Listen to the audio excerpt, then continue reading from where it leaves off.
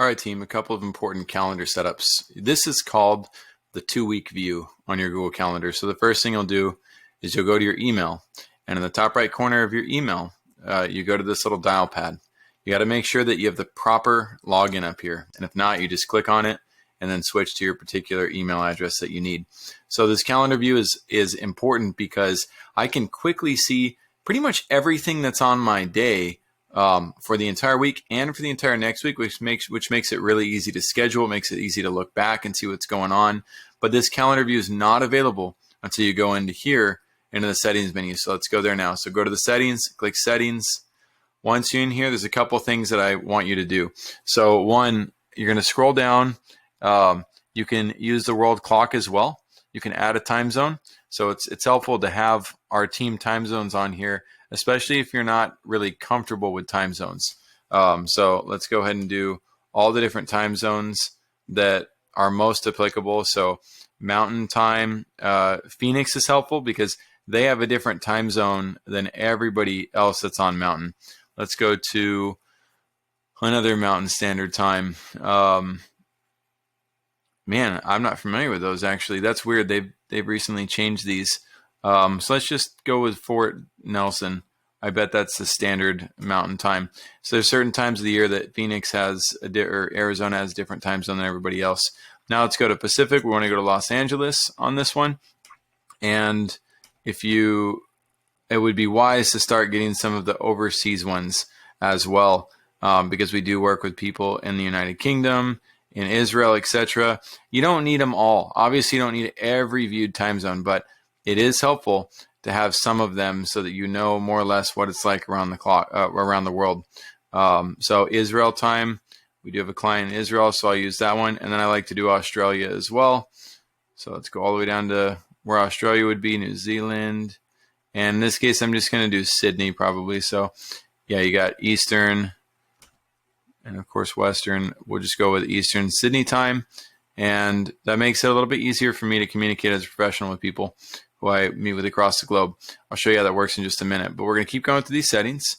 And now we're going to go down to, I don't like notifications. I don't need notifications because I keep track of my day. I like my week to start on Monday. Start it on Monday. That way you can see exactly where your work week is starting. Then on the set custom view, this is where you change it from 4 days to 2 weeks. That's how you get the 2-week view. And then alternative calendars, I'm not going to worry about that. Definitely not with all those different options. And then down, I'm going to scroll all the way down to the bottom. And oh yeah, it saves automatically. So now I can go to settings and click the little back button. And now you'll have this calendar view. You have to go up to the top, change it to 2 weeks, and then you're good to go. You can also click whether you want to see declined meetings or not. I like that. Now look on my left-hand side. You'll notice all those time zones are here. So when people are asking me what time is it in blank compared to this, I can access those clocks right here, and it's really easy to see, okay, right here, now where it's my time, it's 2:23, but over in Israel, it's 10:23. Makes it a little bit easier to coordinate. You can also use Google for that. So that's how I want you to set your calendar up so that your calendar is set up for success. Now, the next phase for your calendars, knowing how to, just click on your meetings. If you're on the sales team training, which you should be, then you'll be able to see, oh, not that one. Let me go to, I need to fix that myself, my other set of calendar series. So here we go. Weekly sales meeting, you'll have that on your calendar, and you have the agenda on there as well. So make sure to know your agendas, know what your meetings are about. That's your responsibility to make sure you're well prepared. And then you can come in knowing that on Mondays, you're supposed to own your own goal out loud for the week, or your own goals going into the end of that meeting. So be prepared for that. And then the daily meeting, you can see that on here as well, what we're trying to achieve in that 15-minute time span. And then we go into training right after that. So you'll have access to your meetings. You'll have access to scheduling things. You can click and schedule new events for yourself with people that you're outreaching to. That's the next thing you need to make sure that you get down, is just familiarizing yourself with how to use your calendar.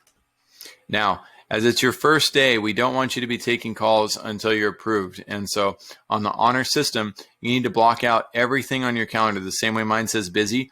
And there's a couple steps to doing that. So let's say you were starting work today. I'd click on today's day in any blank space. And then I'm going to put the word busy on here. And for that busy event, I need to go to more options. I can't just leave it like that because it's not going to block my calendar off so that calls can't come in, because down here, it still says that I'm free. They're assuming that this is like a reminder for the day. So I need to switch this to busy. And what that will do is it'll make it impossible for our calendar appointment system to accidentally book you with a call at times you're not available and when you're not ready to take calls yet. So now that I've made that busy, I would want to, I'm going to change this from June 24th to June 24th. And I'm going to change this to the first. Go ahead and just make it until the end of next month. You can always delete it later. So once you do that, you save the event. Now I've saved the event. I'm not going to have anything available on my calendar because I just did that. So in my case, I'm going to go to that event. Now that I'm ready to open up, say today's the day where I want to start taking appointments, I'm going to delete that event. And as soon as I delete the event, my calendar is going to pop up and I'm going to be available from 9 a.m. today until 9 a.m. tomorrow at any time for calls to come in. So before you do that, the other thing that you'll need to do is you need to mark off the times when you're busy for your personal life. And so anytime that whatever your schedule is going to be, let's say that your schedule is going to be available from 9 a.m. for phone calls until 7 p.m. at night, Monday through Friday, and a couple hours on Saturday as well. It's up to you. You set your own calendar and your own schedule, but you're going to want to set that up as a event, set the opposite up as busy. So I'm going to put busy on here, and then instead of all day, I'm going to make this my time frame. So let's say I don't want to take phone calls from 7 p.m. until the next morning at let's see here. There we go. Until the next morning at 9 o'clock. So I want my first appointment to be at the 9:30 time slot. I've got that set up. I'm going to hit does repeat. And now I'm going to go ahead and do this for, every weekday, Monday through Friday. So Monday through Friday, I'm not going to take calls between 7 p.m. and all the hours that I sleep until 9 a.m. in the morning. And I got that marked as busy already. And I'm going to save that event. When I save that event, it'll populate on my calendar for every day, Monday through Friday. And then I also need to make sure to take care of my weekends. So if I'm not going to work on weekends at all, then I need to make sure that I mark my weekends, Saturday and Sunday, as busy. If you are going to have if you're going to have time off or days where you need a 4-hour block for lunch, for whatever you're going to do with your kids or your friends or whatever else in life, then make sure that you block those times off on your calendar so you don't accidentally get booked with appointments. And you're going to get really good with your time management while working with our company. So if you have any questions about that, feel free to reach out to your team in the sales training chat and Slack.